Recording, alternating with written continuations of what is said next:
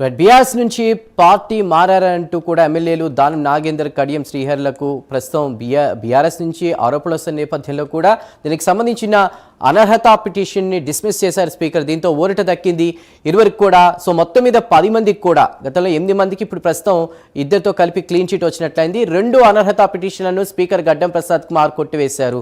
ఇదే అంశంపై మరిన్ని అప్డేట్స్ అందించడానికి మా ఇన్పుట్ ఎడిటర్ నరసింహరావు సిద్ధంగా ఉన్నారు. నరసింహరావు, చెప్పండి. ఇప్పటికే మనం అప్డేట్స్ కూడా తీసుకున్నాం దానం నుంచి. మేము కేసీఆర్కి ఆన్సరబుల్, కానీ వాళ్ళు అడుగుంటే బాగుండేది, ఎలాంటి వివరణ అడగలేదంటూ కూడా ఆయన మాట్లాడారు.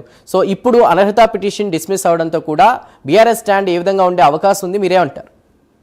ఇది ఖచ్చితంగా ఒకసారి మనం ఈ మొత్తం ఎపిసోడ్ సంబంధించి ఏం జరిగింది, ఇప్పుడు జరిగిన పరిణామంతో మొత్తానికి ఎవరికి క్లీన్ చిట్ ఇచ్చిందనే విషయం పైన మనం కొద్దిసేపు మాట్లాడుకుంటే, మొత్తం 10 మంది ఎమ్మెల్యేలు తెలంగాణలో అసెంబ్లీ ఎన్నికల తర్వాత బీఆర్ఎస్ పార్టీ నుంచి గెలిచిన 10 మంది ఎమ్మెల్యేలు కాంగ్రెస్ పార్టీలోకి వెళ్లారు.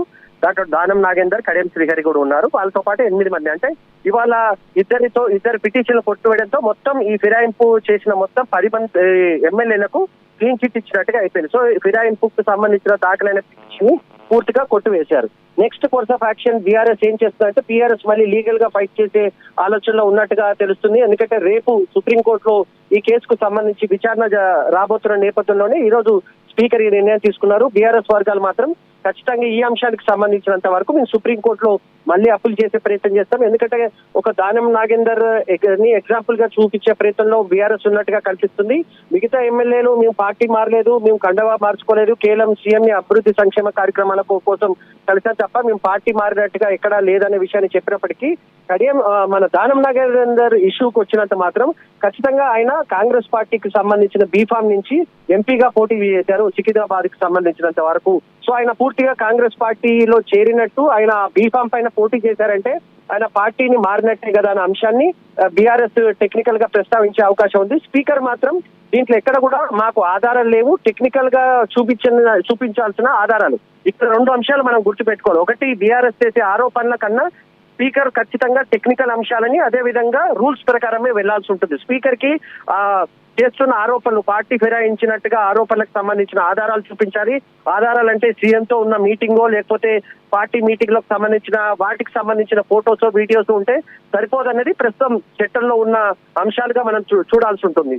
పూర్తిగా పార్టీ ఫిరాయింపిన ఎమ్మెల్యేలకు సంబంధించిన అంశానికి సంబంధించి బీఆర్ఎస్ పదే ప్రస్తావించిన కాంగ్రెస్ పార్టీ కూడా దీనికి సంబంధించి కౌంటర్ ఇస్తుంది. ఎందుకంటే గతంలో బీఆర్ఎస్ ప్రభుత్వం ఉన్నప్పుడు కాంగ్రెస్ పార్టీకి సంబంధించిన ఎమ్మెల్యేలను పెద్ద సంఖ్యలో చేర్చుకున్న పరిస్థితి కనిపించింది. ఏకంగా సిఎల్పి అప్పట్లో బీఆర్ఎస్ ప్రభుత్వం ప్రకటించిన అంశాన్ని కూడా కాంగ్రెస్ నేతలు గుర్తు చేస్తున్నారు. సో బీఆర్ఎస్ కి సంబంధించినంత వరకు ఈ రకమైన విమర్శలు కూడా బీఆర్ఎస్ ఎదుర్కోవాల్సి ఉంటుంది. ఎందుకంటే గతంలో బీఆర్ఎస్ అధికారంలో ఉన్నప్పుడు 2 టర్మ్స్ సంబంధించినప్పుడు కూడా ఫస్ట్ టర్మ్ ఏమో ఏకంగా తెలుగుదేశం పార్టీకి సంబంధించిన శాసనసభ పక్షాన్నే పూర్తిగా తమ పార్టీలో విలీనం చేసుకున్న పరిస్థితి కనిపించింది. రెండోసారి అధికారంలోకి వచ్చిన తర్వాత కాంగ్రెస్ పార్టీకి సంబంధించిన మెజార్టీ ఎమ్మెల్యేలను కూడా కాంగ్రెస్ పార్టీ నుంచి బీఆర్ఎస్ లో చేసుకున్న పరిస్థితి కనిపించింది. సో వీటన్నిటికి కూడా లీగల్ గా ఫైట్ చేయడానికి ఉన్న అంశాలు ఏంటనేది కూడా మనం చూడాల్సి ఉంటుంది. లీగల్ గా ఇప్పటికి ఎలా వెళ్తుంది బీఆర్ఎస్ అంటే, ఖచ్చితంగా రేపు మళ్ళీ ఈ కేసుకు సంబంధించి రేపు సుప్రీంకోర్టులో విచారణ జరగబోతున్న నేపథ్యంలో మళ్ళీ దీనిపై అప్పీల్ చేసే అవకాశం ఉంటుందన్నట్టుగా బీఆర్ఎస్ వర్గాలు అంటున్నాయి. దీనికి సంబంధించి మధ్యాహ్నం 1 గంట ప్రాంతంలో బీఆర్ఎస్ వర్కింగ్ ప్రెసిడెంట్ కేటీఆర్ ఒక మీడియా సమావేశాన్ని నిర్వహిస్తున్నారు.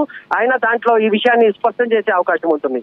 ఇక ఈ ఇద్దరు అంశానికి సంబంధించి దానం గాని కడియం గాని తమ వైఖరి చాలా స్పష్టం చేస్తున్నారు. తమకు ఎమ్మెల్యేలుగా తాము తీసుకుంటున్న జీతానికి సంబంధించి టీఆర్ఎస్ ఎల్పీకి ప్రతి శాసనసభ పక్షానికి సంబంధించి ఒక కార్యాలయం ఉంటుంది. ఆ కార్యాలయానికి కొంత అమౌంట్ ను ఆ పార్టీకి సంబంధించిన ఎమ్మెల్యేలు చెల్లించాల్సి ఉంటుంది. ప్రస్తుతం ఈ ఫిరాయింపు చేసిన ఆరోపణలు ఎదుర్కొంటున్న ఎమ్మెల్యేలందరూ కూడా తాము మా జీతాన్ని టీఆర్ఎస్ శాసనసభ పక్షానికి చెల్లిస్తున్నామనే అంశాన్ని వాళ్ళు టెక్నికల్ గా చూపిస్తున్నారు. పార్టీ మారి ఉంటే టోటల్ గా మేము బీఆర్ఎస్ నుంచి పూర్తిగా కాంగ్రెస్ లోకి వచ్చి ఉంటే మేము ఎందుకు బీఆర్ఎస్ పార్టీకి సంబంధించి శాసనసభ పక్షం కార్యాలయానికి నిర్వహణ కోసం మేము ఎందుకు ఆ డబ్బులు చెల్లించాల్సి ఉంటుంది కనుక మేము పార్టీ మారలేదని. అంటే ఇది పూర్తిగా వాళ్ళు ముందస్తుగానే కొంత ఈ అంశాన్ని పూర్తిగా స్టడీ చేసిన తర్వాతనే ఫిరాయింపులు చేసినట్టుగా మనకు కనిపిస్తుంది. బ్రాడర్ గా మనం మాట్లాడితే ఏంటి, ఎక్కడ ఈ ఫిరాయింపులు జరిగాయా లేదా, దీన్ని ఎక్కడ ఫుల్ స్టాప్ అంటే ఖచ్చితంగా ఒక స్పష్టమైన బలమైన చట్టం లేకపోవడం వల్లనే ఈ సమస్యలు వస్తున్నట్టుగా కనిపిస్తుంది. ఏ పార్టీ అధికారంలో ఉన్నా, ఏ రాష్ట్రంలోనైనా ఈ ఫిరాయింపుల అంశం ఎప్పుడు చర్చకు వస్తుంది. మన మహారాష్ట్రలో చూసాము, కర్ణాటకలో చూసాము, ప్రస్తుతం తెలంగాణలో చూస్తున్నాం. చాలా రాష్ట్రాల్లో కూడా ఈ రకంగా ఫిరాయింపుల ఎమ్మెల్యేల అంశం తెరపైకి వచ్చినప్పటికీ అధికారంలో ఉన్న పార్టీకి సంబంధించిన నేతల కామెంట్ చూస్తాం, కానీ స్పీకర్ ఎప్పుడు కూడా వాళ్ళకు క్లీన్ చిట్ ఇచ్చిన పరిస్థితి కనిపిస్తుంది. చాలా రేర్ గా ఫిరాయింపు చేసిన ఎమ్మెల్యేల పైన యాక్షన్ తీసుకున్న చరిత్రలో ఉన్నాయి, కానీ మెజార్టీ సందర్భాల్లో మాత్రం అలా ఫిరాయింపు చేసిన ఎమ్మెల్యేల పైన యాక్షన్ తీసుకున్న సందర్భాలు అయితే ఎక్కడ కనిపించట్లేదు. ఇప్పుడు కూడా అలాంటి పరిస్థితి ఉన్నట్టుగానే మనకు కనిపిస్తుంది. సో నెక్స్ట్ ఏం చేయాలనే ఆలోచనలో బీఆర్ఎస్ పార్టీ ఉంది. దానికి సంబంధించినంత వరకు మధ్యాహ్నం కేటీఆర్ మాట్లాడే అవకాశం ఉంది, రాజకీయ పరమైన కామెంట్ చేసే అవకాశం ఉంది, కానీ లీగల్ గా దీన్ని ఎలా ముందుకు తీసుకెళ్లాలంటే ఖచ్చితంగా పార్లమెంట్ లోనే దీనికి సంబంధించి ఒక చట్టాన్ని తీసుకురావాలి. మరి రాజకీయ పార్టీల మధ్య ఏకాభిప్రాయం ఉంటుందా, రాజకీయ పార్టీలు ఎందుకు సహకరిస్తారా లేదా అనే అంశాన్ని కూడా మనం చూడాల్సి ఉంటుంది. రైట్ రైట్ అంటే రాజ్యాంగ పరంగా ప్రధానంగా ఈ భారతదేశ పౌరుడిగా ఇది నా ఫండమెంటల్ రైట్ కింద నేను పోటీ చేశాను. నేను ఇక్కడ సభ్యత్వం తీసుకోలేదు, అక్కడ సభ్యత్వం వదులుకోలేదు.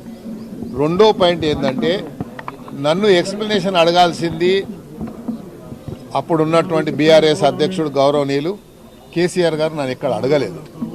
నా మీద శాసనసభలో ఎక్కడ కూడా నాకు కానీ మేము 10 మంది ఎమ్మెల్యేలకు కానీ ఎక్కడ కూడా విప్ జారీ కాలేదు.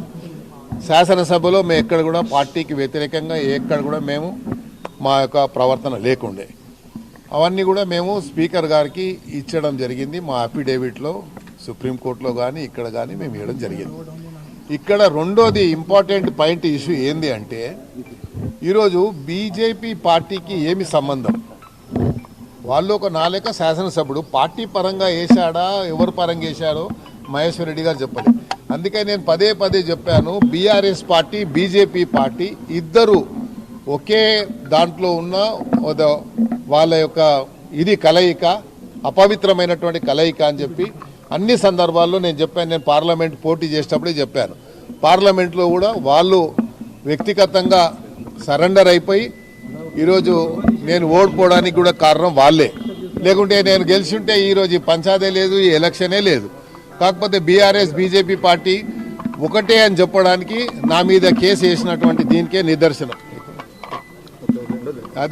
అదే నిదర్శనం. కాబట్టి నేను నా వాదనని ప్రధానంగా మా యొక్క రౌతి గారు, అదేవిధంగా సంఘవి గారు, నిరంజన్ రెడ్డి గారు, మా వెంకటేష్ గారు, మా సీనియర్ కౌన్సిల్స్ అందరూ కూడా నా వాదనని స్పీకర్ గారికి సుమారు 55 పేజీల స్టేట్మెంట్ ఇచ్చి వాళ్ళు అఫిడేవిట్ ఇవ్వడం జరిగింది.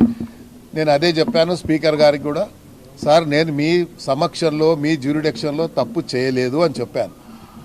మా వాదనని వారు క్షుణ్ణంగా ఇచ్చినటువంటి నా అఫిడేవిట్ని పరిశీలించారని నేను భావిస్తున్నాను. అందుకే ఈరోజు ఈ తీర్పు వచ్చిందని దానికి నేను స్పీకర్ గారికి అదేవిధంగా మా అడ్వకేట్స్ అందరికీ కూడా మనస్ఫూర్తిగా ధన్యవాదాలు. ప్రధానంగా మీ మీడియాకు నాకంటే ఎక్కువ టెన్షన్ ఉండే ఏమవుతుందో అని. ఒకవేళ అడ్వర్స్గా వచ్చినా కూడా నేను బ్యాటిల్ ఫీల్డ్ నుంచి వచ్చిన వాడిని, యుద్ధంలో పోరాడుకుంటేనే 6 సార్లు ఎమ్మెల్యే గెలిచాను. నా ప్రజల దయ వల్ల, ఖైరతాబాద్ ప్రజల దయ వల్ల. వాళ్ళ దయ నాకు ఎప్పటికి ఉంటుందనే విశ్వాసం నాకుండే. ఒకవేళ ఎప్పుడైనా అలాంటి పరిస్థితి వస్తే తప్పకుండా మీడియా ఒకవేళ మీకు కోరుకుంటే అలా జరిగితే తప్పకుండా నేను మళ్ళీ పోరాడడానికి ఎప్పటికీ సిద్ధంగా ఉంటా. యుద్ధ మైదానంలో బ్యాటిల్ ఫీల్డ్లో దానం నాగేందర్ ఎప్పుడు ఒక సైనికుడిలాగా పోరాడతాడు.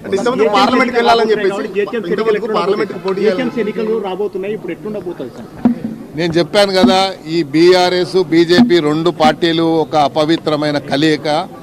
ఈరోజు హైదరాబాద్ సిటీ అభివృద్ధి చెందాలని పెద్ద పెద్ద మల్టీనేషనల్ కంపెనీస్ బెంగళూరును వదులుకొని ఈరోజు హైదరాబాద్కు వస్తూ ఉన్నాయి.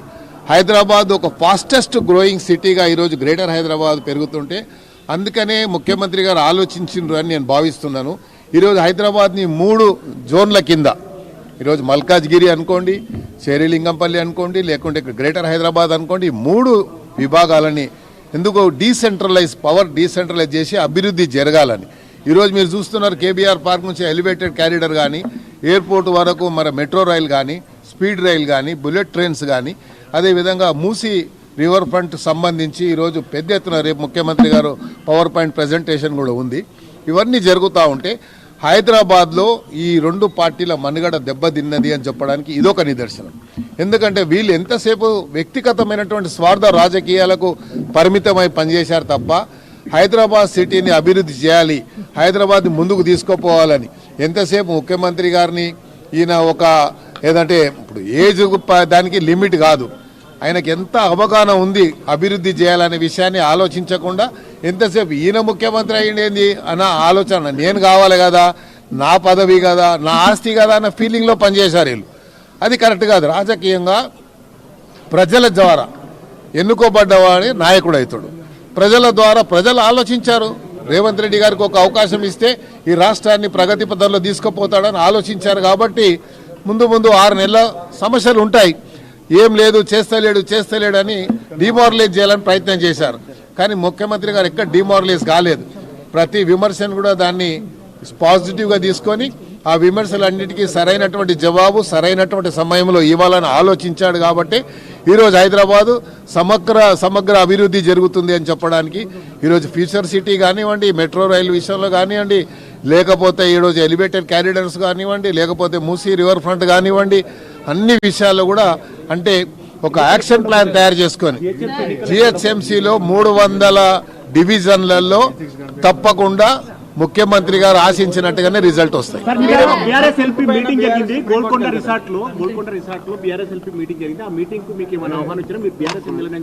నేను అదే చెప్పాను.